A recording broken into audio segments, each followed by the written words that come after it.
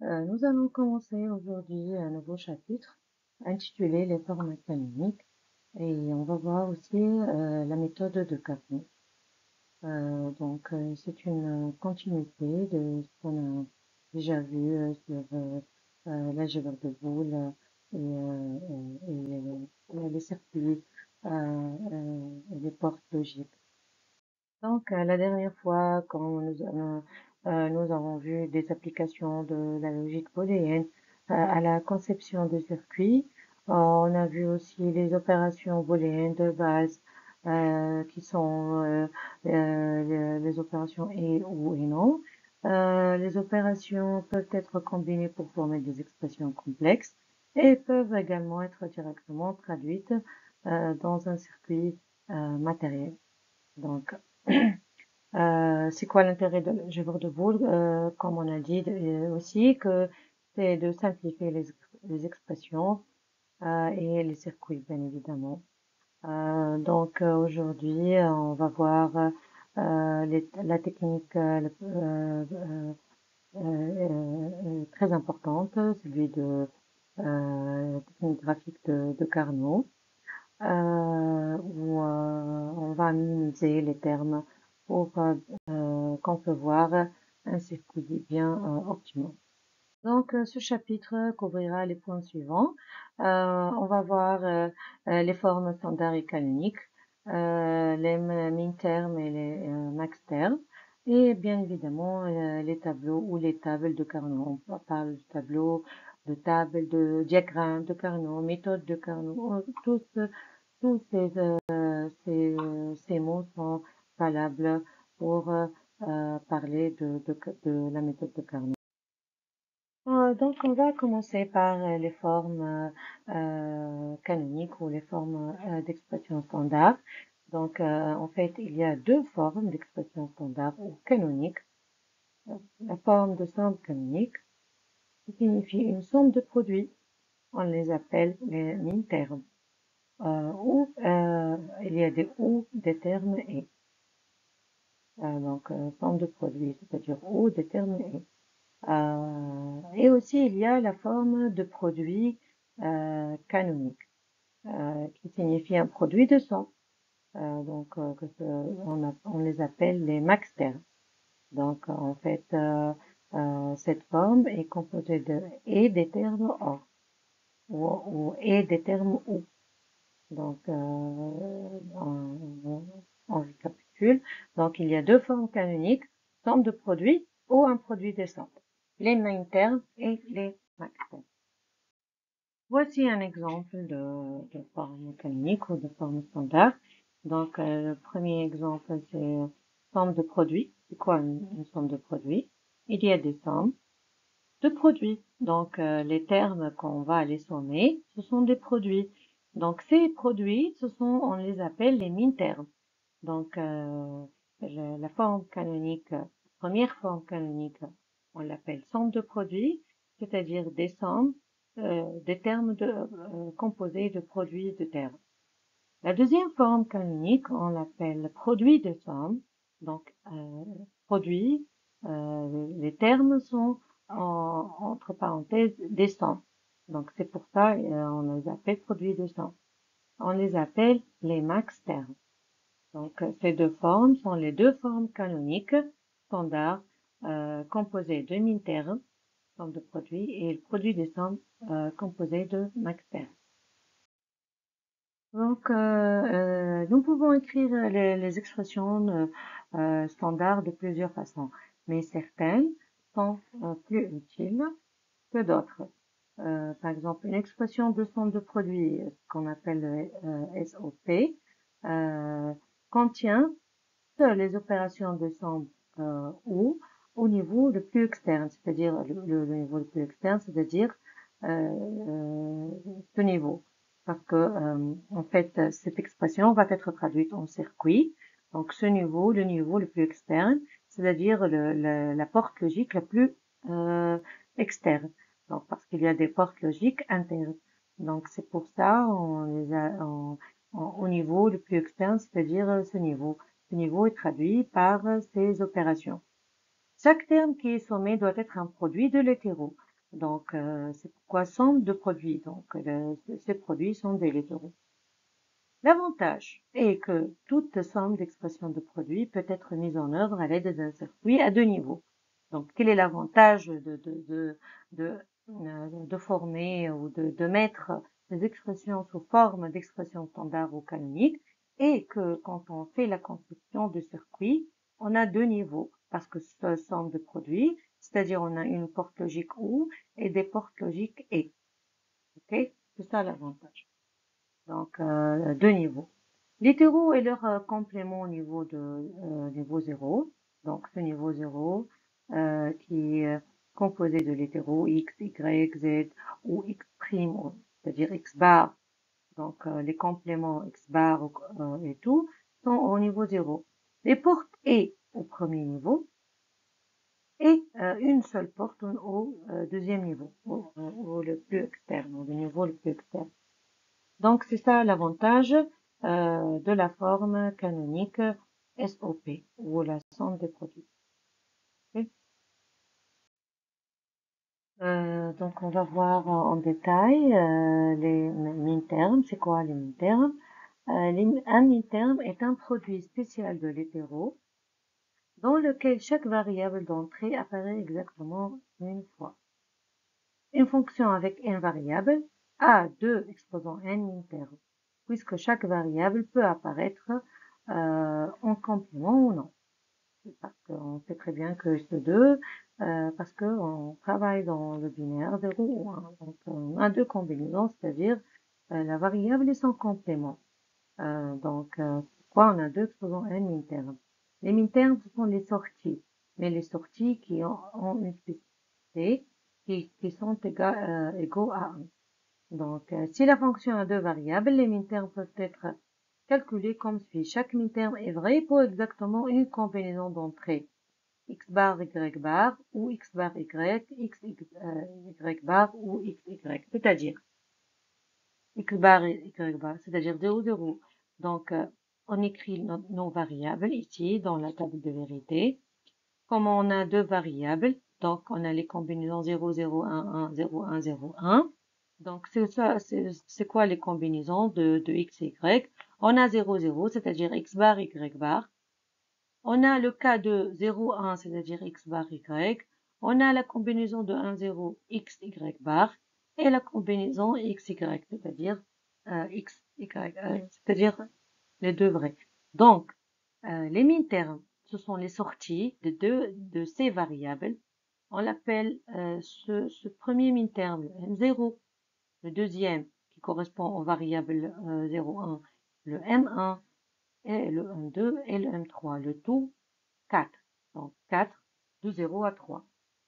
Donc ces min-termes peuvent être égales à 1 ou 0, ça dépend de la fonction, ici en cas général. Mais ces min-termes, en fait, seront égaux si la fonction est vraie, par exemple, dans ces variables, le M1, le min-terme 1 est égal à 1, sinon est égal à 0. Ok? On va voir des exemples pour comprendre. Mais le min-terme, c'est un produit spécial de l'hétéro, où on a, si on a par exemple n variables, on aura 2 exposants n min-termes. On va voir maintenant un exemple de fonction à trois variables. Donc, comme on a dit, si on a par exemple n variables, le nombre de min-termes 2 exposants n. Dans le cas de trois variables, donc on aura 2 exposants 3, c'est-à-dire 8 min-termes. Chaque min-terme est vrai pour exactement une combinaison d'entrées, c'est-à-dire la relation entre ces min-termes, c'est la relation OU. Donc, il y a une combinaison d'entrées où chaque min-terme est égal à 1. Donc, par exemple, ici, x bar, y bar, z bar, c'est-à-dire 0, 0. Donc, si je traduis cette écriture, c'est-à-dire table de vérité, on a 0, 0, 0, la première combinaison. Donc, on a le n0, shorthand, donc, c'est-à-dire écriture abrégée, donc des min-termes. au lieu d'écrire min-terme 1, 0, on écrit M0, minuscule. Donc, les min-termes, le standard de min-terme, c'est la lettre M avec un indice qui signifie de quelle combinaison de variables. Donc ici, x bar, y bar, z bar, c'est-à-dire x égale 0, y est égal à 0, z égale 0. On a le M0. Si vous remarquez ici, c'est la même chose que la table de vérité. 0, 0, 0, 0, 1, 1, 1, 1, 0, 0, 1, 1, 0, 0, 1, 1, 0, 1, 0, 1, 0, 1. Quand on écrit une table de vérité. Et on aura 8 min-termes de 0 à 7. Et on a 3 variables, donc 8 min-termes. Okay. Par exemple, ici, on a une fonction et on a une table de vérité de cette fonction. Et on va voir comment on écrit la somme de min-termes. Donc, chaque fonction peut être écrite comme une somme de min-termes, qui est un type particulier de somme de produit. Donc, la somme des min-termes pour toute fonction est unique. On peut pas avoir plusieurs façons d'écrire les min-termes. Une seule façon, donc c'est unique. Si vous avez une table de vérité pour une fonction, vous pouvez écrire une somme d'expressions min-termes. Il suffit de choisir les lignes de la table où la sortie de la fonction est égale à 1. Ça dépend de notre fonction. Donc ici, on a la fonction où les 1 elles sont ici. C'est ça la fonction. Donc, on a où la fonction est égale à 1 dans le premier min-terme, deuxième min-terme, troisième, quatrième, et avant-dernier, c'est-à-dire le septième. Donc, bien sûr, M0 jusqu'à 7. Mais c'est le huitième min-terme. Donc, chaque fonction peut être écrite comme une somme. Vous voyez le symbole de somme. Donc, symbole de somme de min-terme. On a donc M0. On peut écrire comme ça. Les indices. On a 2, on a 0, 1, 2, 3. 1, 2, 3 et 6. L'indice 6. Donc, c'est ça la somme des min-termes. Donc, chaque fonction peut être écrite comme une somme des min-termes. On peut écrire aussi M0 plus M1 plus M2 plus M3 plus M6. Donc, c'est comme ça, on écrit la forme canonique d'une fonction. Une fonction des min-termes où la sortie est égale à 1. Maintenant, le complément de la fonction. Le complément de la fonction, on peut l'écrire f'. Donc, f', c'est le complément de f. Donc, où la sortie est égale, par exemple ici dans le cas de 1, le complément est égal à 0. C'est parti le plus 13. Donc, le f' est égal à 3. Donc, c'est égal à y', z'. Donc, on va écrire comme une somme de min-termes ici, le f' est égal à 1 ici. Le quatrième indice, cinquième indice et le septième indice. Donc, le f' ici, c'est une somme des min-termes où les min-termes sont égaux à 1. Donc, c'est comme ça on écrit la forme standard ou la forme canonique d'une fonction en fonction des min-termes. Juste on écrit la table de vérité et on va voir où la fonction est égale à 1 et juste on additionne les min-termes, les indices de min-termes pour la fonction est égale à 1. On prend un exemple. Par exemple, cette fonction, exprimer la fonction booléenne f qui est égale à x plus yz de deux manières différentes, comme une somme de min-termes. On peut écrire cette fonction de façon canonique de deux manières. La première méthode ou la première manière, en utilisant les règles de l'algèbre booléenne qu'on a déjà vu la dernière. Donc, comment on va écrire? On a f est égal à x plus yz. On veut que on veut que, on sait très bien que la forme canonique ou la forme produit de somme ou somme de produits, on doit avoir produit des littéraux plus. Donc, on doit apparaître les autres termes. Donc ici, on a x, donc on n'a pas l'y, on n'a pas z. Donc, qu'est-ce qu'on va faire? On va apparaître les autres termes. En même temps, on apparaît les termes et le résultat de cette apparition n'influe pas sur, bien sûr, le résultat. Donc, on peut ajouter, par exemple, y plus y prime. Parce qu'on sait très bien que y plus y prime ou y bar est égal à 1. Donc, x fois 1, toujours 1. On peut, ici on a yz, donc on n'a pas le terme x, parce que ici la fonction trois variables, donc on doit apparaître les trois variables dans cette expression, comme produit de somme, ou somme de produits. Donc ici on va apparaître x plus prime égale à 1 aussi, donc on ne peut pas on va faire la distribution. On a x sur y plus x plus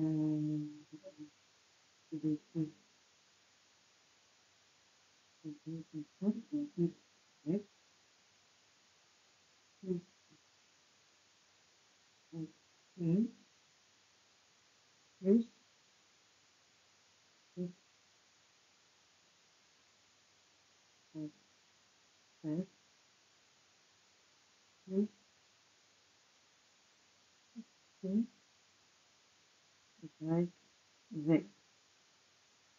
Donc, on voit ici que on peut mettre ces deux termes en facteur. Donc, c'est pourquoi on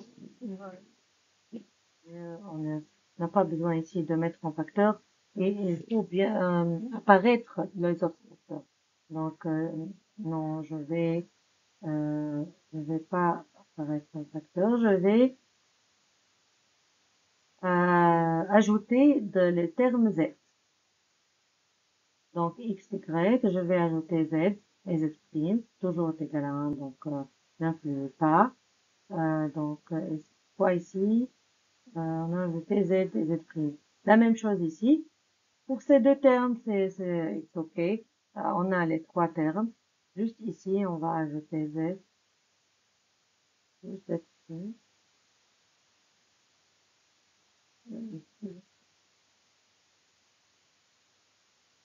Donc, c'est pourquoi on a ici ceci. Et après, on va distribuer. Et comme ça, on aura x, y, z plus x, y, z prime plus x, y, z plus x, y prime, z prime. Et ce terme reste le même.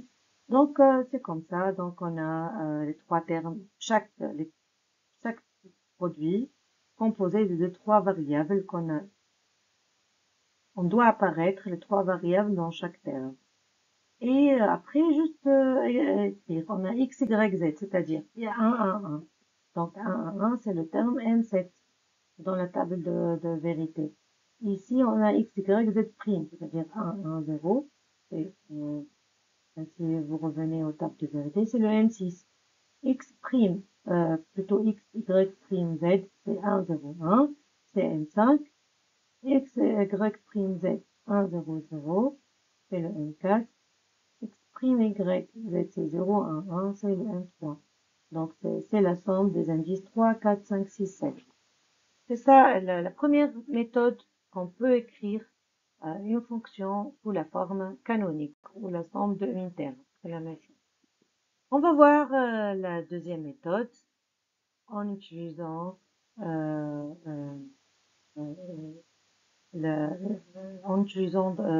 une autre technique de la table de vérité. Donc, voici la deuxième méthode. Elle est plus simple. Donc, juste on utilise la table de vérité et du coup, la fonction est écrite sous forme canonique ou sous forme de somme de demi-termes. Donc, juste on fait le calcul. Donc, on écrit notre table de vérité comme on a 3 variables. Donc, 0, 0, 0, 0, 1, 1, 1, 1, double 0, double 1, double 0, double 1, 0, 1, 0, 0, 0, 1, 0, 0, 1. Et après, on a ce produit. On commence par ce produit, y, z. Donc, on fait 0 et 0, c'est 0. 0 et 1, c'est 0. 1, 0, c'est 0. 1 et 1, c'est 1. 0, 0, c'est 0. 0, 1, c'est 0. 1, 0, c'est 0. 1 et 1, c'est 1. On a la première sortie. Maintenant, le f. Le f, c'est x plus y, z. On a déjà y, z et on a x. Donc, on va voir cette colonne et cette colonne. Donc, 0 ou 0, c'est 0. 0 ou 0, c'est 0. 0 ou 0, c'est 0. 0 ou 1, c'est 1, c'est 0. Donc, 1 ou 0, 1 ou 0. 1, 1 ou 0, c'est 1. 1 ou 0, c'est 1. 1 ou 1, c'est 1. Donc, ici, on a plusieurs 1 ici dans la colonne de la sortie ou de la fonction. Donc, les min-termes où on a les 0, les min-termes sont 0. Et où on a 1, on écrit notre indice. Donc, on a ici l'indice 3, M3, M4, M5, M6 et M7. Donc, notre fonction s'écrit sous la forme canonique de cette façon. M3 plus M4 plus M5 plus M6 plus M7 ou la somme des n de 3, 4, 5, 6, 7. Passons maintenant à voir les produits de somme. Donc, on a déjà vu la somme de produits. Maintenant, on va voir le produit de somme. Une expression de produit de somme, ou ce qu'on appelle le POS, contient uniquement les opérations et de ce produit au niveau le plus externe, c'est-à-dire ce niveau.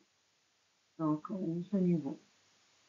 Chaque terme doit être une somme de l'hétéro. Donc, nos termes sont maintenant des sommes de l'hétéro.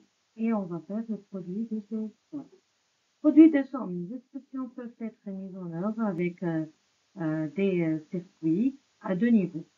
C'est la même chose que le produit. Donc, produit de somme implique deux niveaux. L'hétéro et leurs compléments sont au niveau 0. Les portes où c'est l'hétéro sont avec des portes où au premier niveau. Et une seule porte est au deuxième niveau. Donc, les produits du sang sont traduits par ce circuit, donc de deux niveaux. Le premier niveau, ce sont des O, les portes O, et le dernier niveau, c'est avec les portes E. On va voir maintenant les max termes, comme on a vu déjà les min termes. Donc les max termes, on part de min termes quand on a somme de produits. On part de max terme quand on a produit de somme. Donc, c'est quoi un max terme? C'est une somme de l'hétéro dans laquelle chaque variable d'entrée apparaît exactement une fois. Une fonction avec une variable a deux n max terme puisque chaque variable peut apparaître en complément. Si la fonction a deux variables, x, y, les max termes peuvent être calculés comme suit. Chaque max terme est faux maintenant pour exactement une combinaison d'entrées. Donc, le cas de min-terme, le min-terme est vrai, c'est-à-dire est égal à 1 quand la fonction est égale à 1. Mais dans le cas de produit de somme, le max terme est faux, c'est-à-dire égal à 0. On a une combinaison, exactement une combinaison d'entrées, c'est-à-dire et. Donc, c'est ça le table d'égalité ou le terme. Donc, si on a 0, 0, c'est-à-dire x ou y, donc max terme et le shorthand de l'abréviation de votre terme par la lettre M majuscule avec l'indice correspondant. Donc, le premier max terme, c'est le M0, le deuxième, le M1, le troisième, le 2, et le quatrième, c'est le M3. C'est par analogie que les min-termes utilisés pour les produits de somme de produits, les max-termes sont utilisés dans le produit de traitement par analogie. Voici un exemple de max-termes. Donc, les max-termes pour une fonction, par exemple, de trois variables. La même chose, on a 8 combinaisons d'entrée, donc 8 max termes. Donc, dans le cas de max terme 0, 0, 0, c'est-à-dire quand x est égal à 0, y 0 et z 0, on a le premier max terme, c'est le M0. La combinaison 0, 0, 1, on a un max terme M1.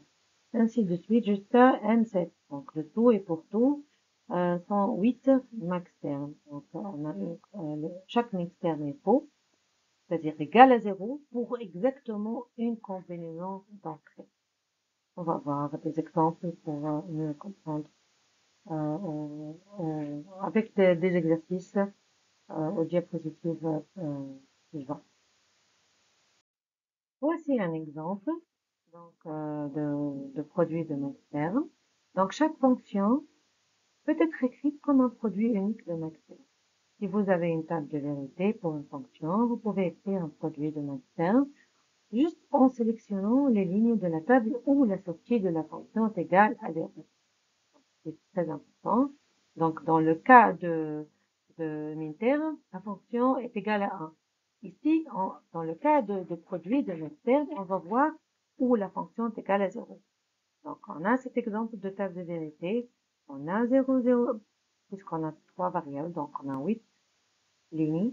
Donc, 0, 0, 0, 0, 1, 1, 1, 1, double 0, double 1, double 0, double 1, 0, 1, 0, 1, 0, 1. Et la fonction ici, on a 1, 1, 1, 1, ça dépend de la fonction. Je ne sais pas comment écrire cette fonction. Juste, on a la table de vérité. Donc, on a 1, 1, 1, 1, 0, 0, 1, 0. Donc, ici, on va voir où la fonction est égale à 0. On s'intéresse seulement le cas de la sortie est égale à 0. Donc, c'est 4. Donc, l'indice 4, l'indice 5 et l'indice 7. Donc, où le cas de la fonction est égale à 0, dans le cas de max terme M4, M5 et M7. Dans ce cas, on a produit, hein? On n'a pas somme. Quand on parle de min-terme, on écrit somme. Dans le cas de max terme, on écrit produit. Le symbole de produit en mathématiques, c'est comme ça.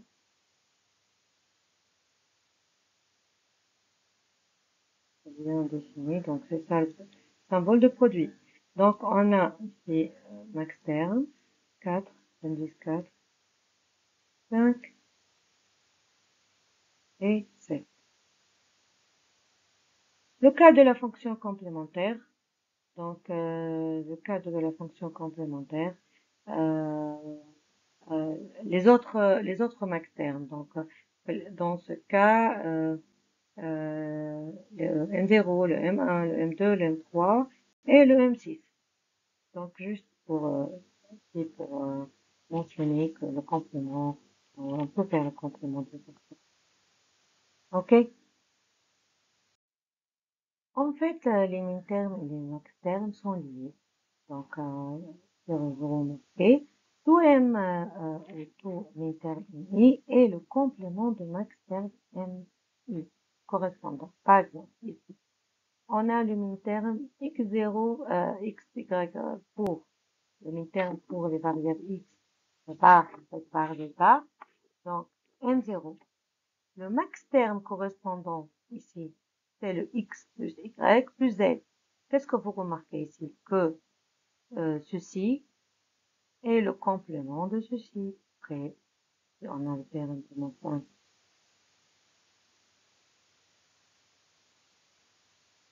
Et on fait le complément. Donc, c'est x bar bar, c'est-à-dire x. Donc, théorème de Morgan, si on a plus fois, ça devient plus. Donc, y bar bar, ça devient y. Et ce fois, ça devient plus. Z bar bar, ça devient z. Donc ici, le min-terme est le complément de max-terme. Par exemple, dans ce cas, il a pris le cas de M4. Donc, dans le cas de M4, on a x, y bar, z bar. Le tout bar, ça devient x bar plus y plus z. Donc, bien évidemment, le min-terme, c'est le complément de max-terme. Bien sûr, avec l'indice correspondant. On peut pas dire que ce M0 est le complément, par exemple, de M6. Non. Le N0 est le complément de M0, max terme. Min terme 0 est le complément de max terme 0. Et vice versa. Donc, ceci est complément de cela et cela est complément de cela. Donc, un min terme est complément de max terme. Ça, ils sont liés. Passons maintenant à la méthode de Carnot. On va voir toutes les techniques et les astuces de simplification à l'aide de cette méthode. Donc, comme on a dit l'autre fois, la méthode de Carnot est basée sur l'inspection visuelle du tableau disposé de façon telle que les cases adjacentes en ligne et en colonne ne diffèrent que par l'état d'une variable et une seule. Si une fonction dépend d'une variable, donc on a deux exposants à un produit possible. Chacun de ces produits, en fait, ce sont des unitaires, est représenté par une case dans un tableau. D'une case à une autre, une et seule variable change d'état. Comment donc est faite la simplification dans les tables de Carnot?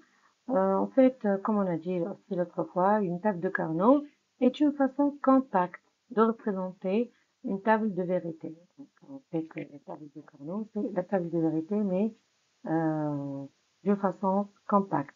Les tables de Carnot permettent de simplifier facilement et méthodiquement les expressions booléennes. On note que chaque case de table de Carnot correspond à une rangée de la table de vérité. Un 1 placé dans une case de table de Carnot correspond à un min-terme de la fonction.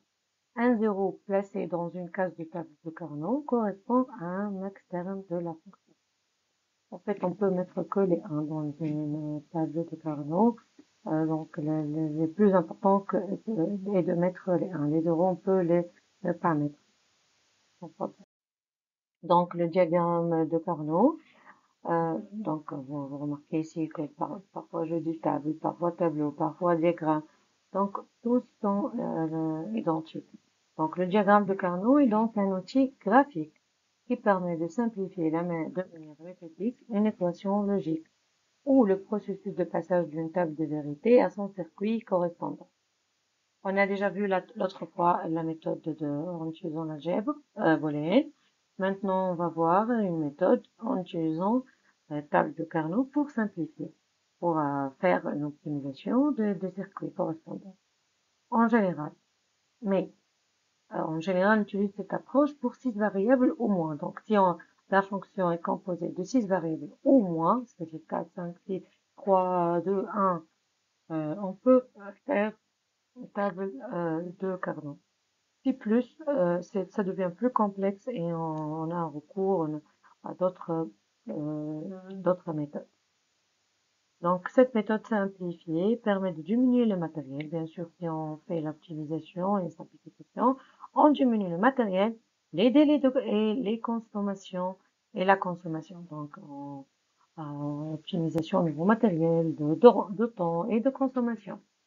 Donc, on va créer un diagramme, c'est-à-dire un tableau dans lequel on va pouvoir analyser tous les regroupements possibles permettant d'appliquer le théorème x.y fois y plus x fois y prime est égal à x. Donc, le diagramme de Carnot est basé sur ce théorème. Donc, si on a x.y ou x et y var, ça nous donne. Donc, voici des exemples de diagramme de Carnot avec deux variables, trois variables et quatre variables. Donc, bien sûr, il y en a, on peut faire des diagrammes avec 5 variables, 6 variables. Comme on a dit, au-delà de 6 variables, ça devient plus compliqué. Donc, il est préférable de faire la simplification à l'aide de diagrammes de Carnot pour des fonctions avec des variables moins que 6 variables. Donc, les plus utilisés sont 2 variables, 3 variables, 4 variables. Donc, à 2 variables, on aura 4 cases. Donc, on écrit les variables de côté à l'autre. On a les combinaisons de x01, y01. Si on a trois variables, donc 8 combinaisons, donc x, y, z. Donc x, y, c'est quoi les combinaisons des variables? On peut avoir 0, 0, 0, 1, 1, 1, 1, 0. On doit les écrire comme ça, dans cet ordre. Donc on a 0, 0, 0, 1, 1, 1, 0. Et pour une seule variable, 0 ou 1. Et on aura bien sûr 8 cases, de 0 à 7. Bien sûr, ici 0 ou 2, les indices, ce sont les indices des mintermes. Donc 0, 0, 0, c'est le minterme 0. Ici, le minterme 7, parce que 7, c'est 1, 1, 1. Donc, c'est pourquoi c'est ici. C'est pas dans l'ordre logique, mais c'est d'après les entrées qu'on a. Et pour les 8 mintermes, ou les 4 variables, donc on écrit les variables de côté à l'autre, deux variables ici, deux variables ici. Donc, de la même façon, 0, 0, 0, 1, 1, 1, 1, 0. Et ici aussi, 0, 0, 0, 1, 1, 1, 1, 0. Donc, dans cet ordre et dans cet ordre, on écrit les combinaisons des variables, des deux variables de chaque côté. Et on aura 16 cases ou 16 mintermes. Donc, les 16 mintermes de 0 à 15. Et l'ordre, ça dépend de l'emplacement. Par exemple, ici, 1, 1, 1, 1, c'est le minterme 15. Donc, c'est de la table de vérité. Ça devient plus facile si on a la fonction exactement et la table de vérité. Et juste ici pour savoir le nombre de variables correspond et le nombre de termes de chaque diagramme de Carnot à l'aide de nombre de variables.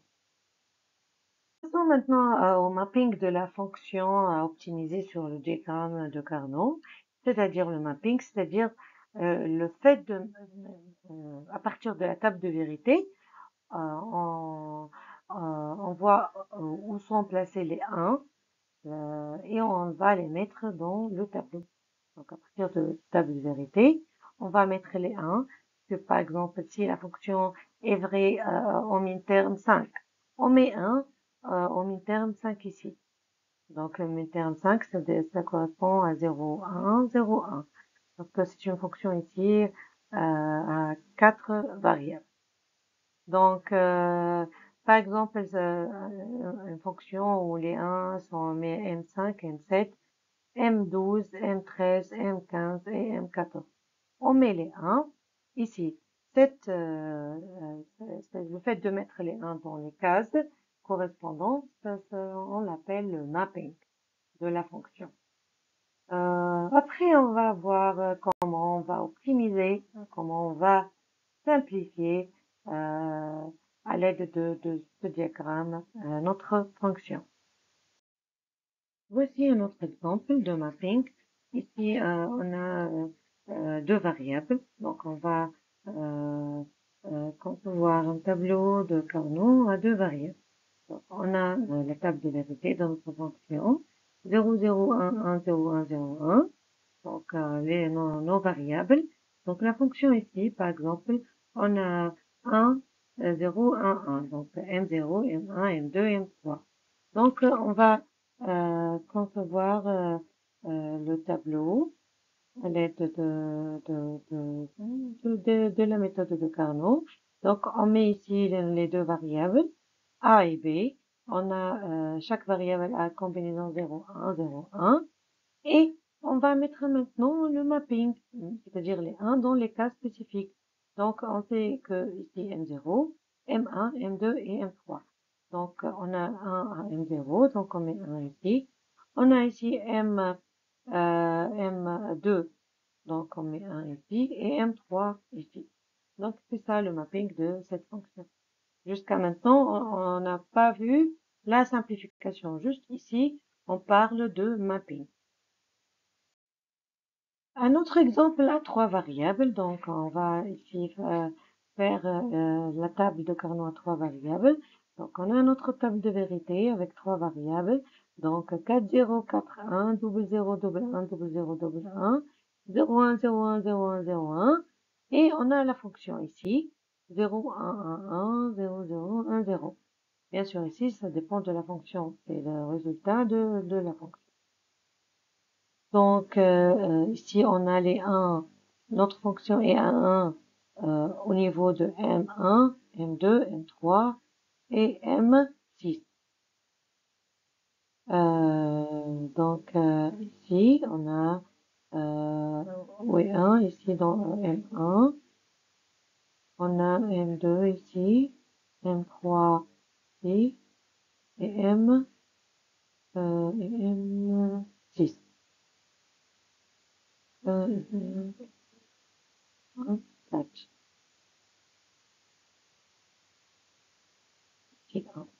Et parce que le M6, c'est pas ici le arrangement des termes dans les cases n'est pas automatique. Donc 0, ici 0, 1, 2, 3, 4, 5, 6, 7.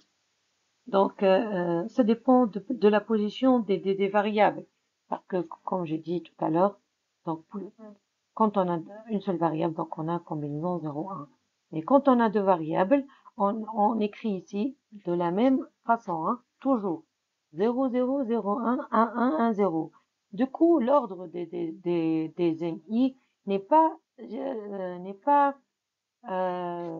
l'ordre logique. Donc, ça dépend de la place des variables. Donc, si on a un 1 ici et 1 ici, donc ici, c'est M7. 1, 1, 1, donc 1, 1, 1, c'est ici. C'est pourquoi les positions des MI n'est pas dans le même ordre que vous allez imaginer. Donc, ça dépend de la place des variables. Donc, les places de variables, combinaison des variables 0, 0, 0, 1, 1, 1, 1, 0, on écrit comme ça dans les tables de Carnot. Donc ici, les f, la fonction à l'aide de trois variables, c'est écrit comme une somme des mêmes termes, M1, M2, M3 et M6. Okay. C'est un exemple de table de Carnot à trois variables.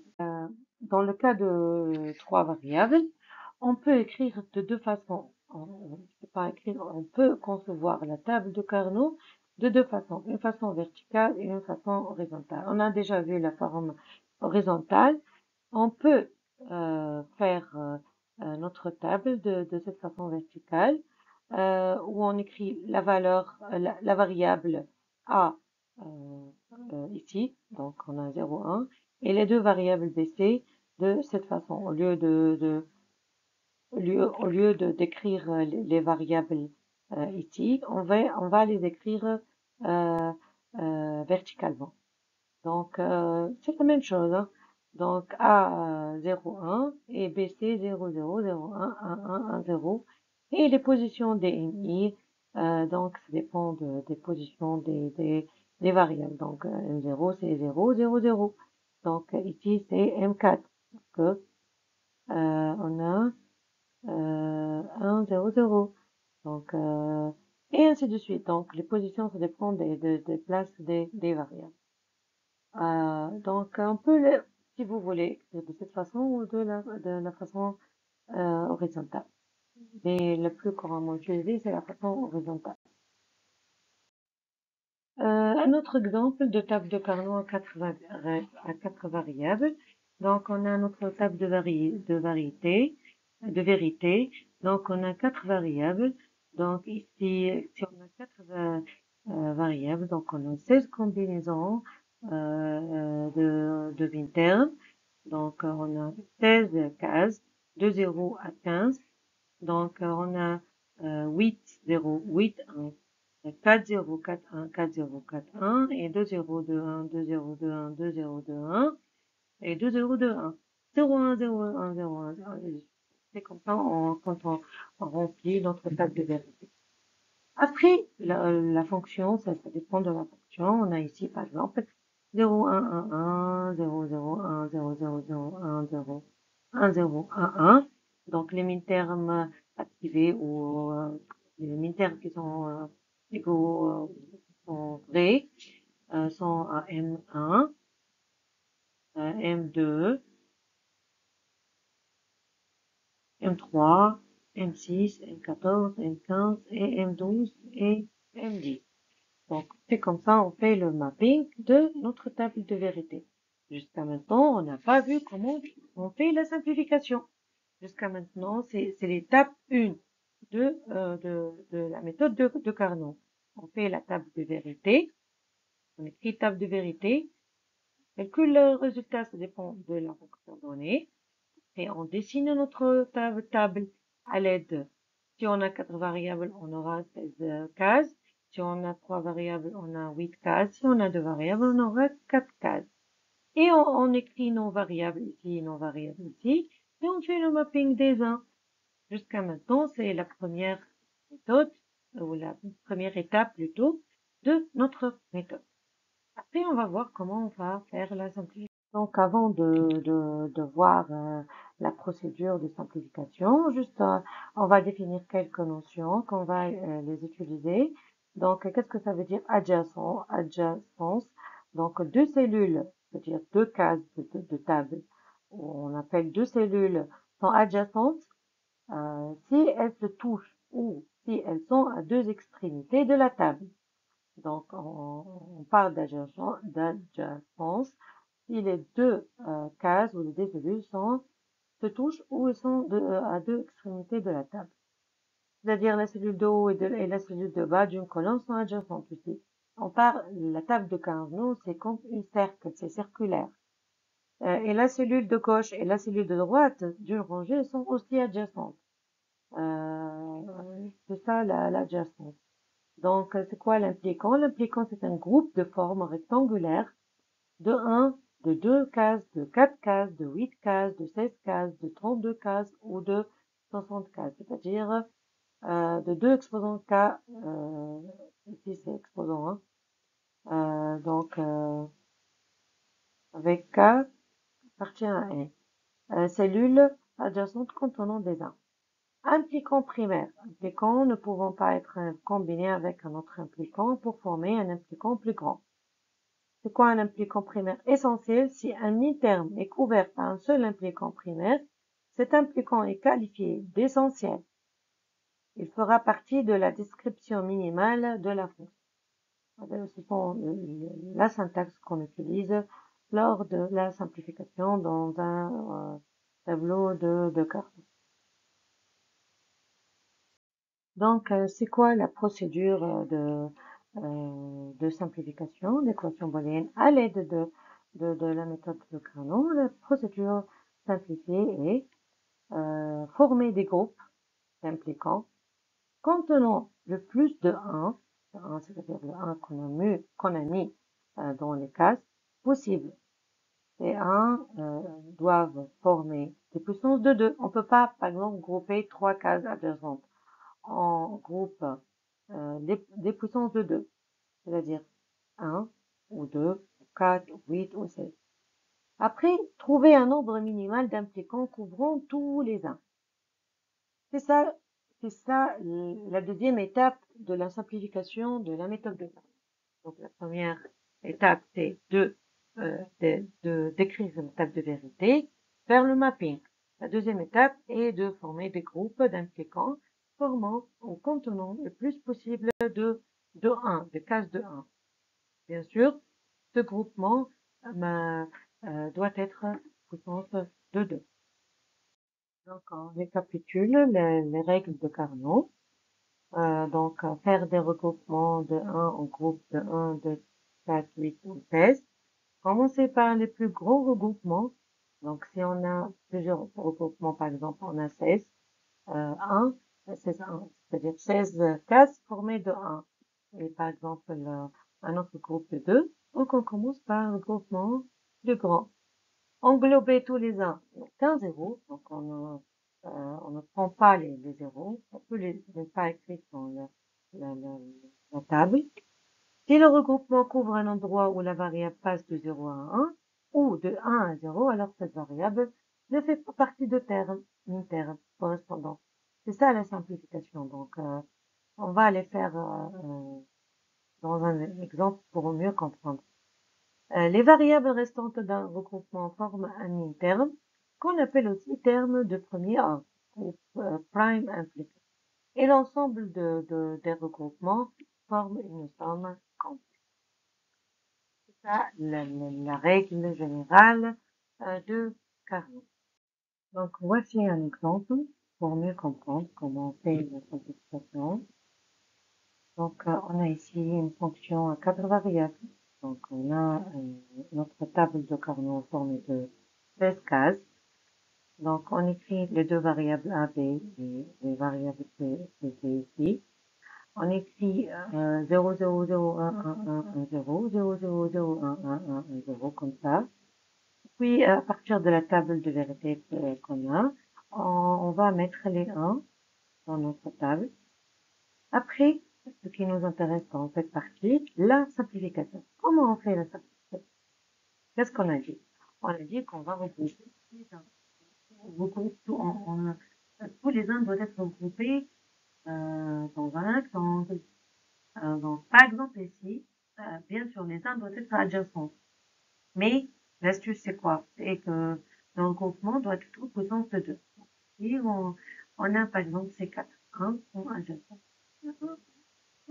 Donc, on peut faire un cercle ici, un rectangle. Donc, premier regroupement. On a un deuxième regroupement ici, 1, 1, 1, 1. On fait le deuxième regroupement. Et on a aussi, qu'est-ce qu'on a dit? On a dit que les cases de l'extrémité sont aussi adjacentes. C'est comme circulaire. Donc, ceci est adjacent à ceci. Donc, si on a 2 1 ici, il est adjacent à les deux cases ici. Donc, ici, ces deux forment un regroupement. Ici, c'est ce qui était en rouge, pas besoin, parce que tous les uns sont couverts.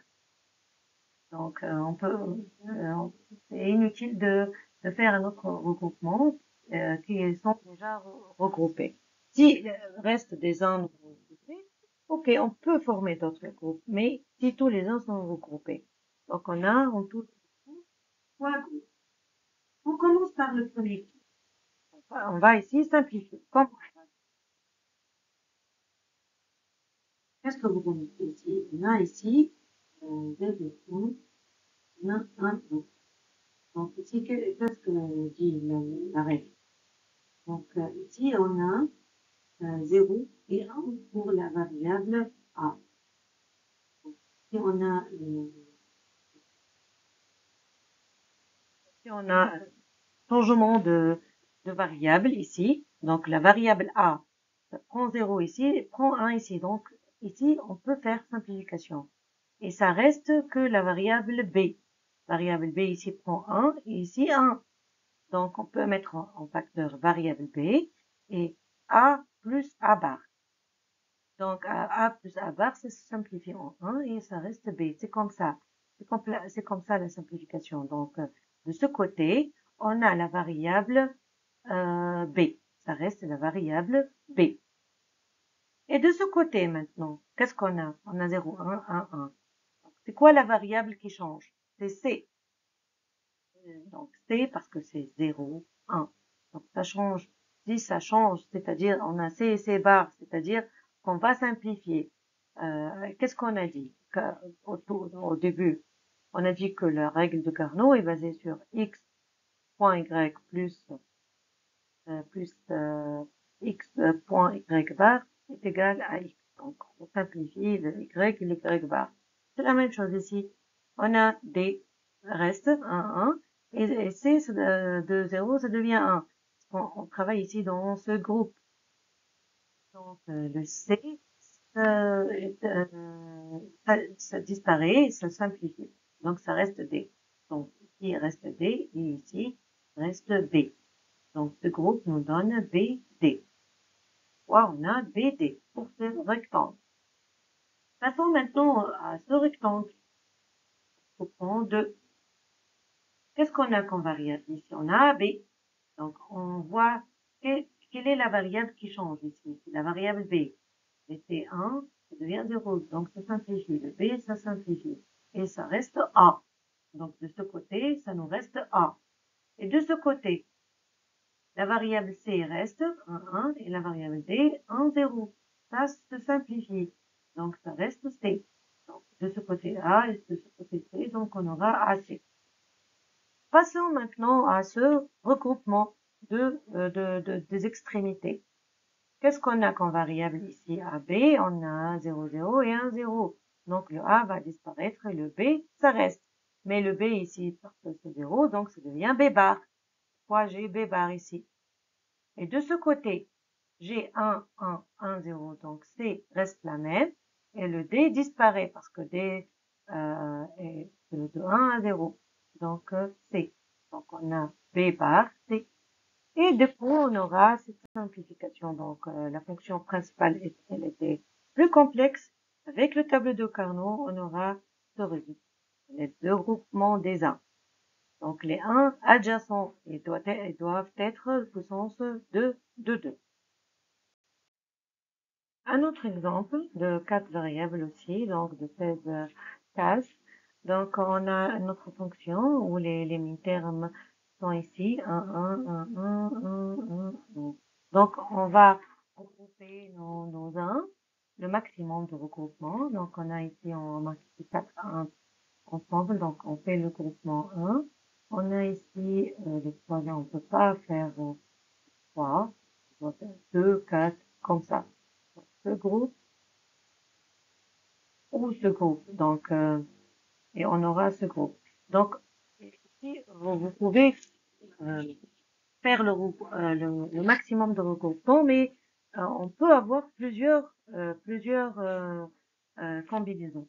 Donc ici, on peut faire comme ça et comme ça, ou comme ça, et ça reste.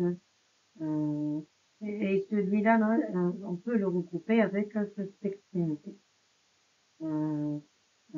Et celui-là avec ce 1. Donc, on peut avoir 2, 2, 2, 4 et 2. Okay? Donc, on commence par le premier groupe. Premier groupe, on a ici, donc 0, 0, 0, 1. Donc, le A, ça reste, et le B se simplifie. Mais ici, comme on a A 0, donc A bar. Donc, le premier groupement, on a A bar. Et ici, on a C bar, parce que D, ça change de 0 à 1, et C, ça reste 0, donc C bar. Donc, ce premier rectangle au groupe, ça devient A bar, C bar. OK? Si on a 4, ça devient 2 valeurs. Hein. Elle était 4 variables, et c'est ici, gros groupement de 4, ça devient 2 valeurs. Mais si un groupement de 3, ça devient 3. Ici, ce groupement, on a deux extrémités. Donc, on a 0, 0, ça reste la même chose. Donc, A bar, B bar. Et ici et ici, on a 0, 1, C, ça se simplifie, et D, 0, 0, donc D bar. Donc, juste C qui va être simplifié. C'est pourquoi on a 3 variables pour ce groupement, parce qu'on a juste 2 groupements de 1. On a déjà deux termes. Maintenant, on va faire ce groupe. Et on choisit ce groupe et ce groupe. Donc, c'est déjà fait ce 1 par le groupe numéro 1. Donc, on va faire ce groupe. Donc, on a ici CD, ça reste la même. CD, déjà. Et ça fait ici. Ici, il n'a pas fait ce groupement, il a fait ce groupe et ce groupe. Vous avez le choix. Juste, on a mis ici de deux couleurs différentes pour mentionner qu'on peut faire couvrir les uns de deux façons différentes. Ok, on va faire comme ça. Donc, si le groupe comme ça, donc on aura 0, 1, donc A bar B, et de cette ligne à cette ligne, on aura le C qui change, donc C qui va être simplifié, et D reste la même, parce que 1, 1, donc ça reste D, avec ce groupe. Et avec ce groupe, on aura CD, ça reste la même, CD. Et ici, on a AB. Le A reste et le B change de 1 à 0. Donc B simplifie, et on aura A. Donc A, C. Et comme ça, on a couvert tous les A. Et ça, la simplification, c'est comme ça la simplification à l'aide de tableau de Carnot. Un autre exemple de simplification à l'aide de tableau de Carnot. Donc, on a ce mapping de notre fonction et on va faire le groupement. Ici, c'est très clair qu'on a seulement deux groupes, donc de 4, chaque groupe de 4. Donc, on a ce groupe et ce groupe. Bien sûr, on a 4 variables, on met nos variables ici 0, 0, 0, 1, 1, 1, 0 de la même façon. On peut pas permuter, on peut pas mettre ici un 1 et ici 0, 1, non. De la même façon, 0, 0, 0, 1, 1, 1, 0. De la même façon verticale. Et puis, on va faire le groupement. On a ici 4 ensemble et ici 4 ensemble. Donc, ce groupe va être simplifié comment? On va faire une simplification au niveau des variables de x. Donc, on a 0, 1, 1, 1. Donc, ici, on remarque que le W qui va être simplifié parce que ça change. Et x, ça reste. Ça reste x au niveau de ce niveau. À ce niveau, on a le y qui change de 0 à 1 et ça reste z. Donc, on a x, z. Le premier groupe, on a x, z. Le deuxième groupe, wx, ça reste la même, parce que les x de la même façon au niveau de ces variables. Et au niveau de ces deux variables, on aura 0, 0. Donc, ici, le z qui va être proposé. Et ici, on aura le z qui va être simplifié. Et ce qui nous reste, c'est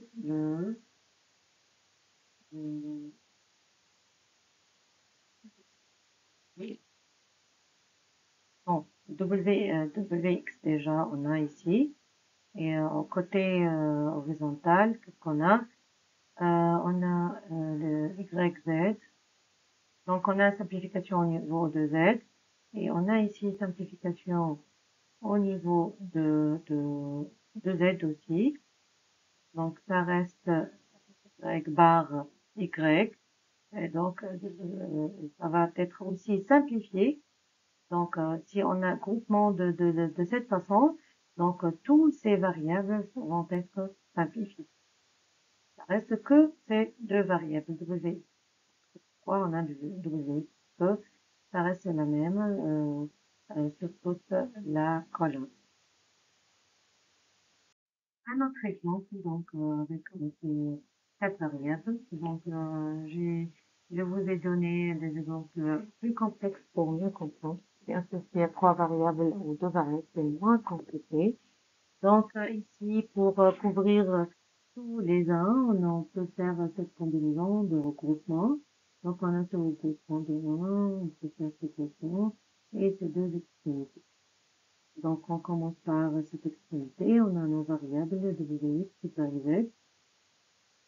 Donc, à ce niveau, on a y, z, 1, 1, 0 et 0, 0. Donc, ce qui change, c'est le w. Et ce qui reste, c'est le x. Mais x à 0, ça devient x bar. On a x bar. Donc, à ce niveau, donc, les deux extrémités, donc on a déjà simplifié le W. Et ici, on a que YZ, on ne peut pas le simplifier, donc ça reste 0,1. Donc, Y bar Z. On a X bar, Y bar Z. On a déjà simplifié ce groupement. Donc, ce groupement, maintenant, on a YX01, donc ça reste la même. Donc, W' X. Et on a ici la variable Y qui change, et ça reste le Z. Donc, Z, X, W, bar. Oui. ce groupement déjà fait. Donc, le dernier groupement, on a W qui reste, et X qui change, qui passe les deux possibilités, et ça reste le W. Donc, W, et on a ici YZ, W, c'est pas, donc la simplification, donc F, c'est une somme de ces groupements de termes simplifiés. Donc, ce résultat ou le résultat de la simplification à l'aide d'algèbre de Boole, ça nous donne la même. Voici quelques exercices qu'on va corriger, quelques exemples de ces exercices pour mieux exercer ces méthodes et ces notions. Donc, établir l'étape de vérité des fonctions suivantes, puis les écrire sous les deux formes canoniques. On va faire ensemble le premier exemple. Je vous laisse les autres exemples de faire. Et la prochaine fois, à la séance de la discussion, on les corrige ensemble. Donc, on va faire cet exemple. Donc, on va faire étape de vérité. Donc, cette fonction est avec 1, 2, 3. Donc, 3 variables. Donc, on a x, y, z. Et donc, combien de lignes? Donc, si on a 3 variables, donc on aura 8 lignes. Donc, 0, 0, 0, 0, 1, 1, 1, 1.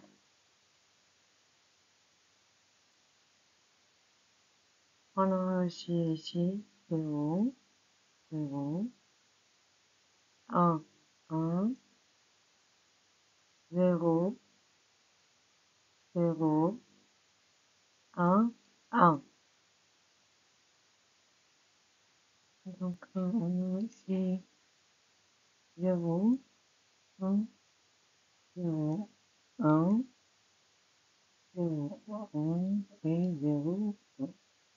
Donc, c'est notre variable. Et on va compiler maintenant notre fonction. Donc, notre fonction est composée de 3 termes.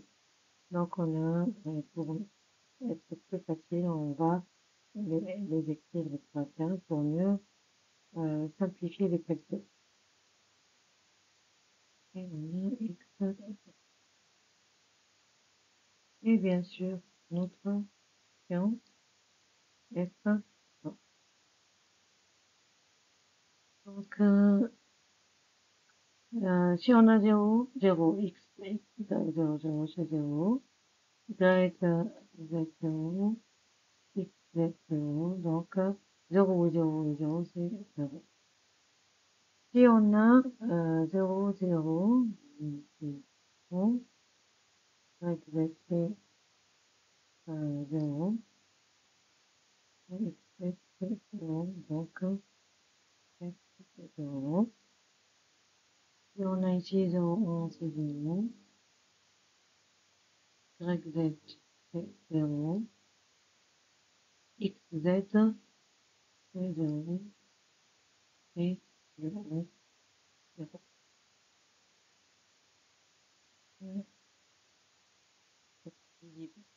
Donc ici, on a x, y, 0, 0, y, z, 1, et on a x, z, c'est 1.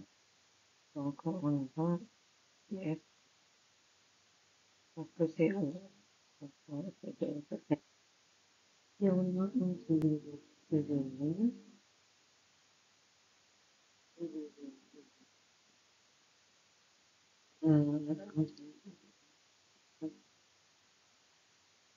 et on a ici c'est 0, y, c'est 0, et x, z, c'est 1. On va, ouais.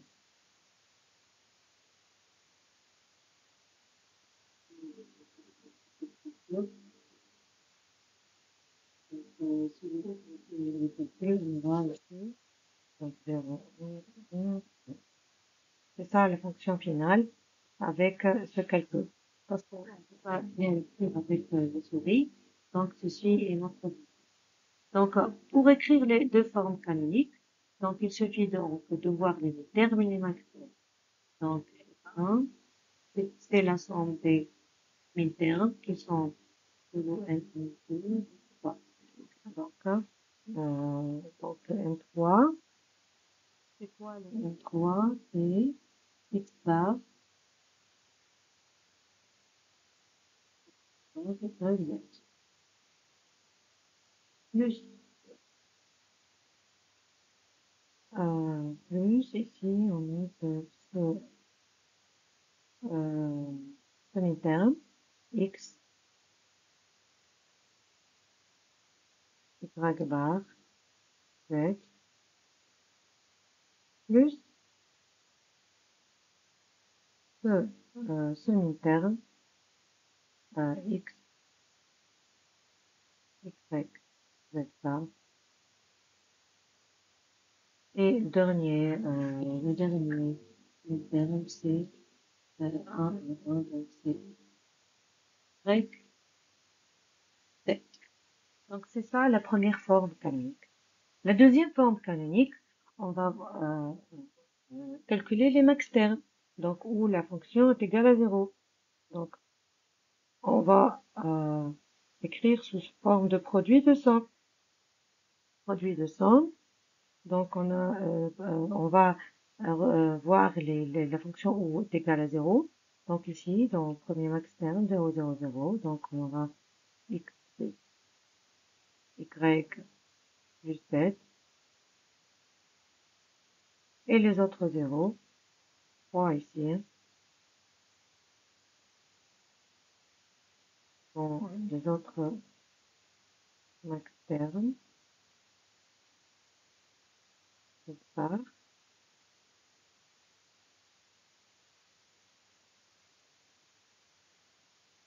Plus fois, pardon.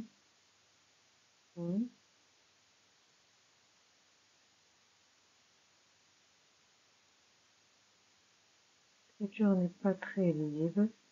Je vous conseille de refaire cet exemple sur papier. Vous allez plus pratiquer l'exemple. Donc, donc ceci, les deux formes canoniques, la forme de somme de produits et produit de somme. Donc, c'est à partir de la table de vérité et à partir de la fonction qu'on peut écrire les deux formes canoniques de chaque fonction. Je vous laisse le soin de terminer les deux autres fonctions et on va le corriger ensemble à la séance de la discussion. Un autre exercice sur les min-termes et les max-termes.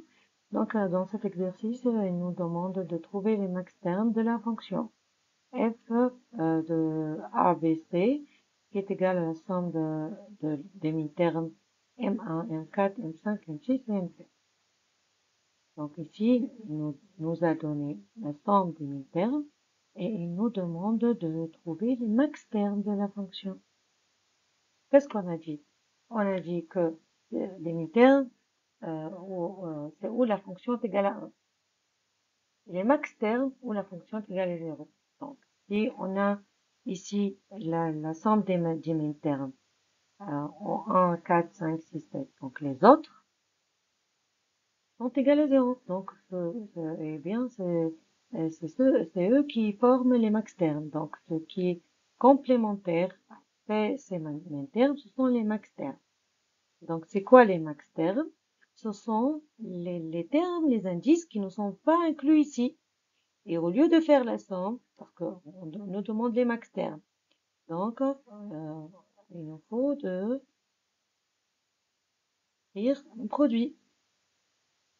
Donc, produit des indices qui ne sont pas dans la somme des min-termes. Donc, c'est quoi les indices? Indice 0, indice 1, non, 1, c'est déjà mon min-terme, donc l'indice 2, l'indice 3, Donc 4 déjà existe dans l'inter, 4, 5, 6, 7. Tout. Donc les max termes sont le grand M0, le grand M2 et le grand M3. Bien sûr, c'est un produit de max termes. Donc c'est comme ça on trouve les max termes à partir de la somme des min termes.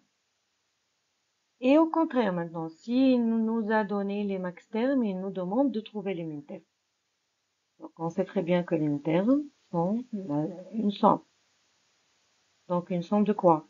De, de, de produits où la fonction, ou des vétéraux où la fonction est égale à 1. Donc comme ici on a des max termes où la fonction est égale à 0, donc les complémentaires sont où la fonction est égale à 1.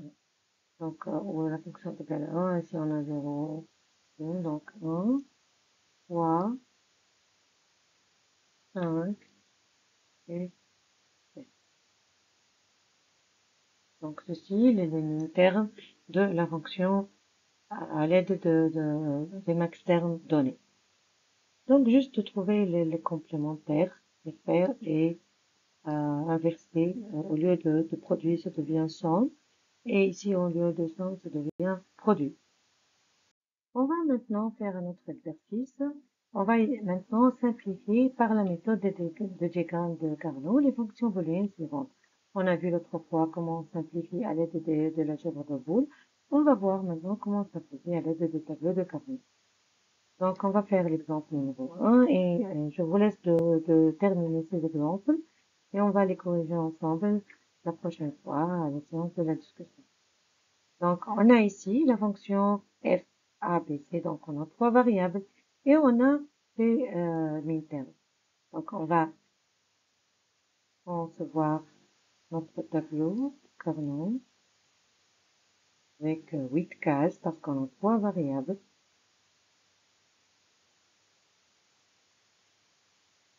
Donc, on fait comme ça. On va faire 8 cases.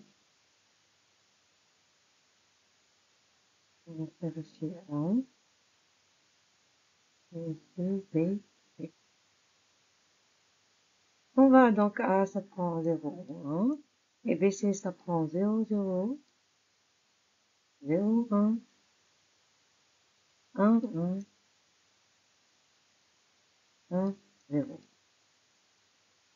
Donc, notre fonction s'écrit comme ça, donc c'est min-terme,